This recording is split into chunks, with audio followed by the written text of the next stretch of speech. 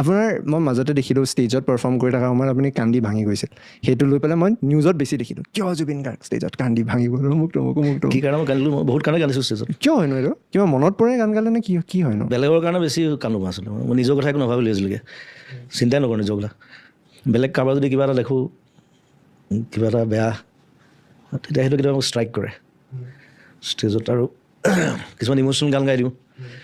তেতিয়া বেছি ষ্ট্ৰাইক কৰে মানে আপুনি নিজৰ গানৰ লগত নিজে ৰিলেট কৰে ৰিলেট কৰি থাকোঁ কাৰণ বিশেষকৈ নিজে লিখা গানবিলাক সেইটো কাৰণ সেইটো মোৰ ভিতৰৰ পৰা আহিছে চ' সেইটো থাকিবই নেচেচাৰী হয় সেই পেইনটো নিজৰ জীৱনত ক্ৰিয়েটিভলি এক্সেল পেইনটো বৰ দৰকাৰী বস্তু পেইন নহ'লে মানে কি যদি পেইনটো ফিল কৰিব নোৱাৰে তেতিয়া ক্ৰিয়েটিভিটিটো ব্লক হয় আচলতে কাৰণ পেইনটো ডিৰেক্টলি ব্ৰেইনৰ পৰা আহেতো মানুহে এনেই কয় হাৰ্টৰ পৰা একো পেইন নাই হাৰ্টৰ লগত ব্লাড ফ্ল' হয় চব বস্তু এইটো brain is the main thing চ' সেইকাৰণে পেইনটো নেচেচাৰী বুলি ভাবোঁ মই যদি চব পায়ে যাওঁ লাইফত পেইনটো কৰিব পাৰিব মই এতিয়া দুখৰ গানটা লিখিব নোৱাৰোঁ যদি চবেই পাই যাওঁ মই সেইটোৱে কথা আৰু মই চিম্পুল ঘৰৰ পৰা অহাটো চাইকেল এখন লৈ ওলাই আহিছিলোঁ গুৱাহাটীলৈ কীবৰ্ডখন আৰু চাইকেলখন বছ একো নাই তোৰ দেউতাহঁতে দেখিছে মই চাইকেলখন লৈ কীবৰ্ডখন লৈ ঘূৰি ফুৰোঁ তাৰপৰা আহি এতিয়া ইমানখিনি যিখিনি পাইছোঁ আৰু আই এম হেপী এবাউট ইট আৰু মই ভাবোঁ যে মানুহ মানে হেপী থকাটো ইম্পৰ্টেণ্ট কথা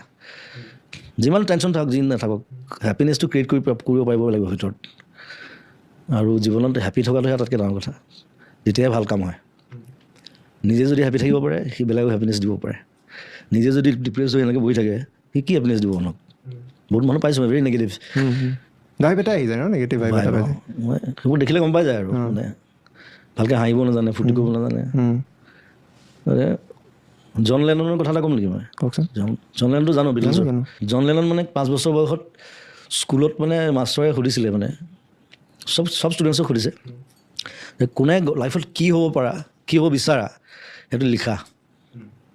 what you want to be in life just write it down চবেই লিখিছে কোনোবা ডাক্তৰ লিখিছে ইঞ্জিনিয়াৰ লিখিছে পাইলট লিখিছে কিবা লিখিছে 5 বছৰ দেই বয়স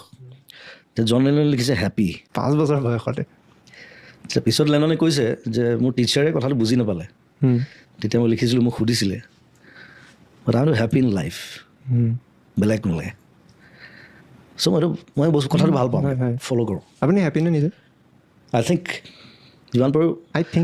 থিংক আই হেপী কিছুমান বস্তুটো চব বস্তু নাথাকিব পাৰে মোৰ ওচৰত একো নাই কিন্তু মই যে মানুহক যে হেপী কৰিব পাৰিছোঁ দেটছ আই এম হেপী সেইটো হয় ওৱান দ্য স্মাইলছ